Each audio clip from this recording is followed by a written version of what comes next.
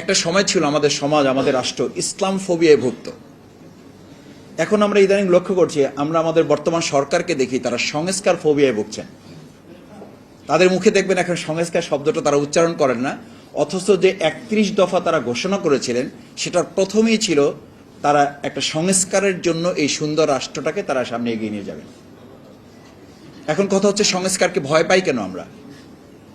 আচ্ছা, আপনাদের কি মনে আছে যখন আমাদের একজন পলক ছিলেন, তিনি পানি পড়েছে এই কারণে নেট বন্ধ হয়ে গেছে, তার পড়ে গেছে, চাবি পড়ে গেছে, এই পড়ে যাওয়ার কারণে বন্ধ হয়ে যাওয়ার পর আমার মনে আছে আমার সাথে ক্লাস 8-9 ছেলেরা, শিক্ষার্থীরা স্লোগান তুলেছিল, তুমি কে আমি কে।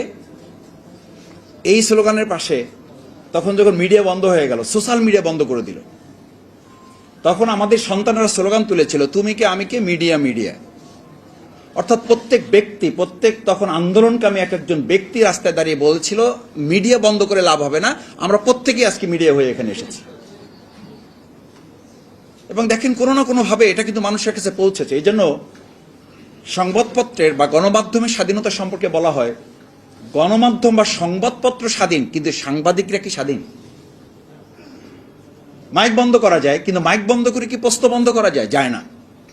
এখন বর্তমান সময় আমরা লক্ষ্য করছি 3 মাস বা 4 মাসের ব্যবধানে বর্তমান কেউ এই সরকারের মধ্যে এসে এরকম একটা চিন্তা তারা মনে করছেন যে মাইক বন্ধ করলে বোধহয় প্রশ্ন বন্ধ করে দেওয়া যাবে না।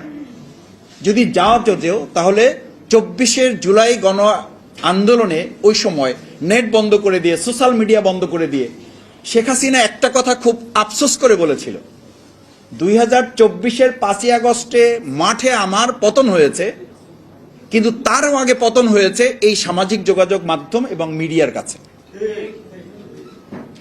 এবং সেই শক্তিশালী মিডিয়াকে আজকে আবার নতুন করে রিফরমেশনের জায়গায় যদি আমরা সংশোধনের কথা বলি, আপনারা জানেন বিরোধী দলকে বলা হচ্ছে সংস্কার না, আপনারা সংশোধন কমিটি করা হয়েছে, সেই সংশোধনী কমিটিতে আসেন। আরে বাবা, রাস্তার দিকে তখন আপনারা তাকান নাই।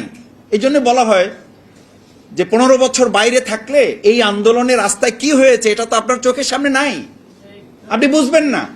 তখন আমাদের কেউ রাস্তায়, আমাদের সন্তানেরা এটা লেখেন নাই সংশোধনের কাজ চলিতেছে, বিকল্প রাস্তা ব্যবহার করুন। তখন আমাদের সন্তানেরা রাস্তায় ঢাকায় লিখেছিল, বাংলাদেশে বিভিন্ন রাস্তাগুলো আটকিয়ে আন্দোলনে তারা লিখেছিল, রাষ্ট্র মেরামত সংস্কারের কাজ চলিতেছে, আমাদেরকে সহযোগিতা করুন। সেই সংস্কারটা হঠাৎ হওয়া হয়ে গেল কেন? সেই সংস্কারটা থেকে আমরা নিজেরা হঠাৎ করে নিজেদেরকে লুকিয়ে ফেললাম কেন? লুকিয়ে ফেললাম এই জন্য, আমি সাংবাদিকতা বা যারা করেন আপনাদের সাথে থাকতে থাকতে ছোট ছোট কিছু বিষয় শেখার চেষ্টা করেছি। সেখানে আমরা শুনতাম, বলতেন